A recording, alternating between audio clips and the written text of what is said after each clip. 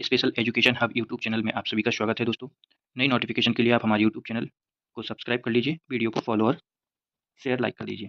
दोस्तों आज हम इस वीडियो के माध्यम से जानने वाले हैं कि मध्य प्रदेश महिला एवं बाल विकास ने जो नई भर्ती प्रक्रिया प्रचलन में लाई है उसके बारे में। तो दोस्तों इसमें मध्य प्रदेश आंगनबाड़ी कार्यकर्ताओं एवं आंगनबाड़ी सहायिकाओं के रिक्त पदों की पूर्ति की जानी है। दोस्तों मैं इस वीडियो के माध्यम से आपको बताऊंगा कि मध्य प्रदेश में जितने भी संभाग हैं उनमें कितनी कितनी वैकेंसियां दी हुई हैं और कैसे इस भर्ती का प्रक्रिया को पूरा किया जाएगा। तो जैसा कि आप सभी को पता है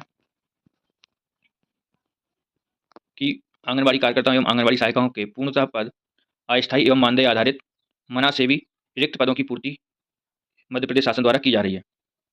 अब हम बात करते हैं कि कैसे इस भर्ती प्रक्रिया को पूरा किया जाएगा, कहाँ कितनी वैकेंसी हैं।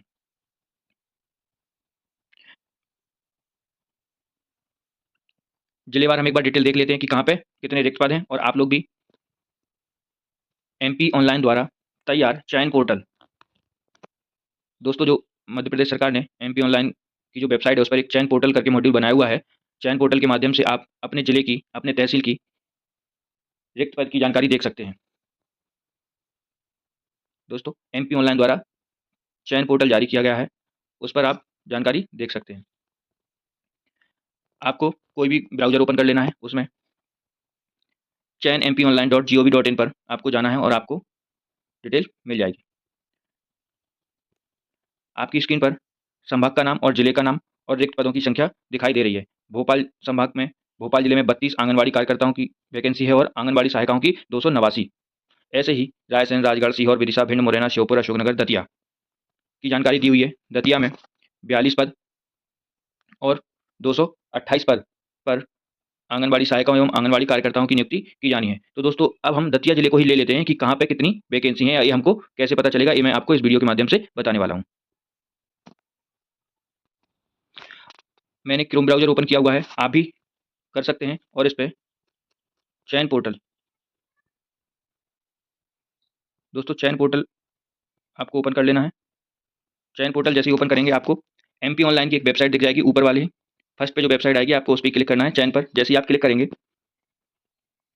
क्लिक करके आगे बढ़ेंगे, आपको चयन पोर्टल की जो सारी सर्विसेज हैं वो दिख जाएंगी। अपने को WCD women and child development वाले मॉड्यूल में जाना है। इस पर जैसे ही आप क्लिक करेंगे आपको दो ऑप्शन दिखाई देंगे, आंगनबाड़ी कार्यकर्ता एवं सहायिका पद के भर्ती प्रक्रिया का और एक मिशन वात्सल योजना के अंतर्गत चाइल्ड हेल्पलाइन भर्ती प्रक्रिया का। दोस्तों अब हम इसमें देखने वाले हैं आंगनबाड़ी कार्यकर्ता एवं सहायिका पद के भर्ती प्रक्रिया को। जैसे ही हम उस पर क्लिक करेंगे, आगे हमको आंगनबाड़ी कार्यकर्ता एवं सहायिका पद की भर्ती प्रक्रिया हेतु महत्वपूर्ण लिंक्स जो दिए हैं सारे आ जाएंगे, उसकी डेट आ जाएगी, एंड डेट आ जाएगी। आप उसकी नोटिफिकेशन को डाउनलोड कर सकते हैं, कैसे आपको अप्लाई करना है, कैसे रसीद डाउनलोड करनी है, भुगतान के लिए क्या प्रोसेस है। अगर आप कोई अपनी आवेदन संख्या भूल जाते हैं तो उसको भी आप खोज सकते हैं। रूल बुक उस पर दी हुई है, रूल बुक 2 भी दी हुई है, विभाग द्वारा जारी रिक्त पदों की संख्या भी दी हुई है। दोस्तों हम जानते हैं विभाग द्वारा जारी रिक्त पदों की जानकारी।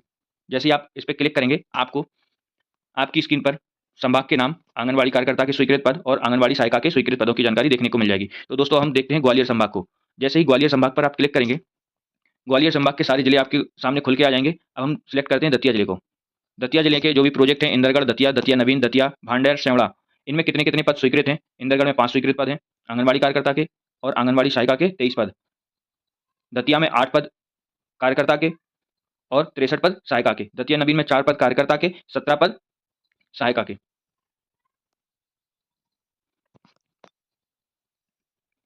भांडेर में 7 पद कार्यकर्ता के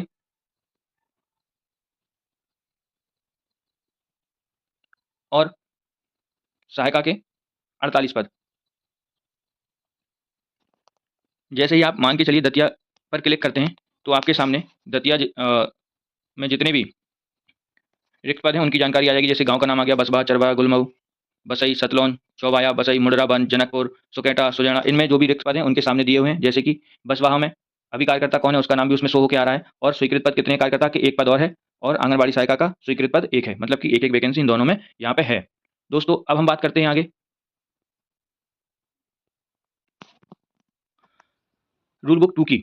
आंगनबाड़ी कार्यकर्ता एवं सहायिका के ऑनलाइन भर्ती के संबंध में जो निर्देश हैं उन पर हम चर्चा करते हैं।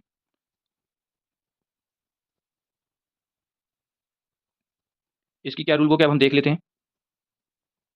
इसके बारे में हम चर्चा करने वाले हैं। जैसे ही हम उसको क्लिक करेंगे, उसमें जो महिला बाल विकास की तरफ से लेटर आया है उसकी जानकारी हमें मिल जाएगी। लेटर में क्या क्या चीज़ें हैं, ये सारी चीज़ें हैं। रिक्त पदों की संख्या का डाटा संकलन कैसे है, रिक्त पदों का विज्ञापन के बारे में उसमें जानकारी दी है। आंगनबाड़ी कार्यकर्ता एवं सहायिका पद हेतु आवेदन शुल्क कितना है, जैसे वर्तमान में एमपी ऑनलाइन द्वारा आवेदन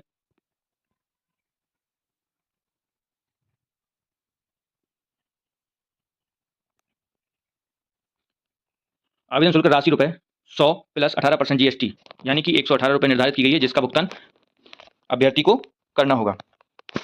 दोस्तों, आगे हम बात करते हैं मेरिट सूची तैयार कैसे होगी। विभागीय भर्ती नियमों के प्रावधानों के अनुसार प्रत्येक आंगनबाड़ी केंद्र पर प्राप्त आवेदनों के आधार पर एमपी ऑनलाइन द्वारा अंतिम मेरिट सूची तैयार की जाएगी। यह कार्य एमपी ऑनलाइन द्वारा आवेदन पत्रों में दर्ज प्रविष्टि के आधार पर किया जाएगा। दोस्तों, जैसे आपके परसेंटेज होंगे उसके हिसाब से आपको नंबर मिलेंगे और उसी के आधार पर आपका मेरिट में नाम आएगा। या हम कह सकते हैं कि 10-12 में जो भी आपकी परसेंटेज रही है उसी के आधार पर आपको मेरिट सूची में नाम देखने को मिल जाएगा। अब हम बात कर लेते हैं आंगनबाड़ी कार्यकर्ता एवं सहायिका के निर्देश क्या हैं। इन निर्देशों को हम एक बार देख लेते हैं। दोस्तों, इन निर्देशों में हम देखते हैं कि अपनी जो भर्ती प्रक्रिया है उसमें योग्यता सूची क्या है और मेरिट लिस्ट कैसे तैयार की जाएगी।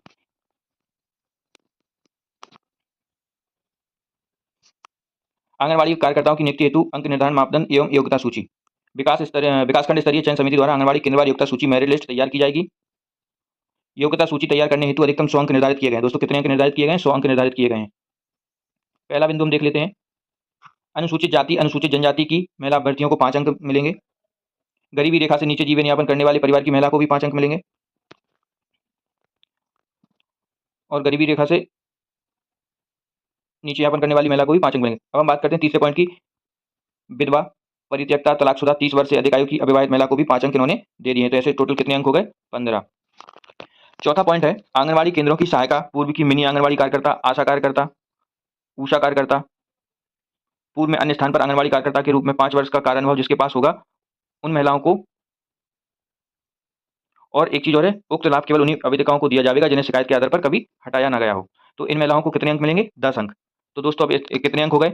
15 पहले हो चुके थे, 10 और जोड़ दीजिए तो आपके हो जाते हैं 25 अंक। अब हम बात करते हैं शैक्षणिक योग्यता के आधार पर मेरिट सूची में आपको कितने अंक मिलने वाले हैं। शैक्षणिक योग्यता के आधार पर हायर सेकेंडरी कक्षा में प्राप्त 40% तक 25 अंक। अगर आपकी 12th में 40% अंक हैं तो आपको 25 अंक मिलेंगे और 40% से अधिक अंक हैं तो प्रत्येक प्रतिशत पर 1 अंक मिलेगा। यानी कि जैसे 40% आपकी है 12th में और उसके बाद आपकी अगर उससे ऊपर परसेंटेज है जिस किसी की भी, तो उसको प्रत्येक 2% पर, कितने पर? प्रत्येक 2% पर आपको 1 अंक दिया जाएगा।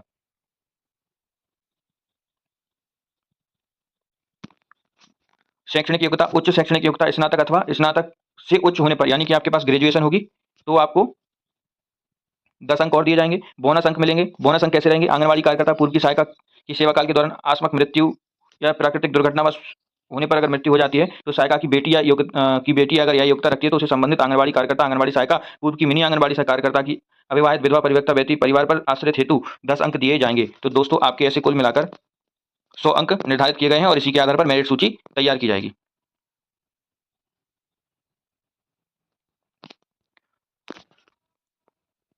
और भी ऐसी जानकारी देखने के लिए आप हमारे यूट्यूब चैनल को सब्सक्राइब कर लीजिए। हमारा यूट्यूब चैनल है स्पेशल एजुकेशन हब, विशेष शिक्षा केंद्र। Special education hub YouTube channel को आप सभी को सब्सक्राइब कर लेना है और इस वीडियो को ज़्यादा से ज़्यादा लाइक और शेयर कर देना है ताकि प्रत्येक अभ्यर्थी के पास यह जानकारी पहुंच सके। धन्यवाद।